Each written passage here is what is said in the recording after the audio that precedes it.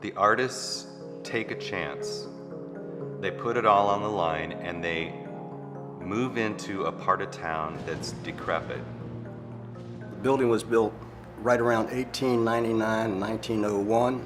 It was the Armor Star Meatpacking Company at the time. I purchased this building in 1987 and started building rooms and having artists come in small places where they could afford. A place where there are low rents because it's not that great an area. The River Arts District was started back then. We've grown from 1 or 2 artists down here to now 200 or so. When I first moved up here a little over 30 years ago, this was not the place to be. There was a lot of crime, prostitution, drugs. This is where you could go to get it. So this whole River Art area was that bad. Rejected. This was a red light district. This was really not a very good area to frequent before the artists came in. It was dangerous. This is where prostitution was very popular. No longer, obviously. It's become very distinguished. Artists came in and it flourished.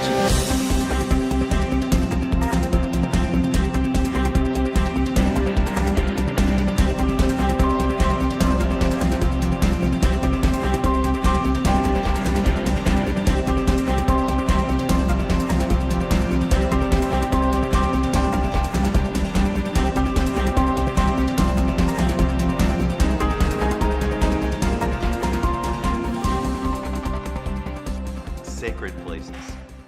Those, I don't mean like religious, but when you go into the forest, there's certain places that you go and it just feels like, whoa, wait, stop walking.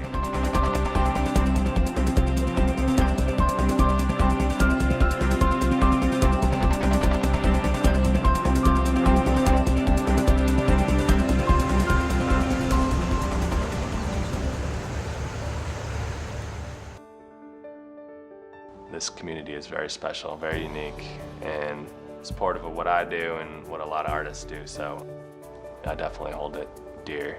So thankful to have such a community here that we have. I think it's just the passion of folks wanting to be around each other, where we kind of sharpen each other, we spur each other on. But now you can come down here, like you're saying, you don't see much for police. No, we don't have no issues anymore. What makes the River Arts District special right now is that there's such an amazing population of innovators. It's a unique and wonderful place. There are people of all ages enjoying the arts, creating different things. Really thankful that a lot of people have the opportunity in this instance to be able to grow with that gentrification. And what this is all leading to, hopefully, what would be described as the new Soho of the East Coast.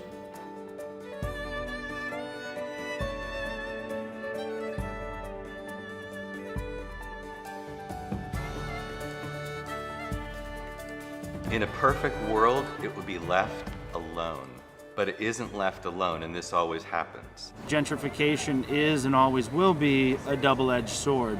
It's the hope that the costs don't go up, that the price of rent doesn't go up, and that you can continue to do what you love and sell what you want to do and want to make and create. But what happens is rent goes up. A coffee shop will open up, and a gift store will open up. The city discovers, hey, there's lots of tax dollars being made here. There are a lot of people coming here. Put in sidewalks, put in roundabouts, put in planters. It's beautiful, it's lovely, it's gorgeous, and the rents start going up.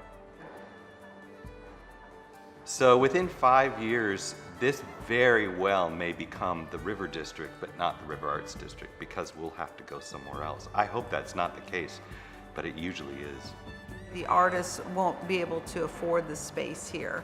So I would love to see the city or private investors come in and create spaces in these buildings where some of the emerging artists can still afford to come in and glean from the experienced artists in this area. A legal space for them, as in rent control, special zoning, to keep those places dynamic. So we're all just kind of waiting to see what happens, but usually when the city gets their hands in something, they mess it up. And now there's like, I don't know, how many hotels, 6 hotels planned for this area?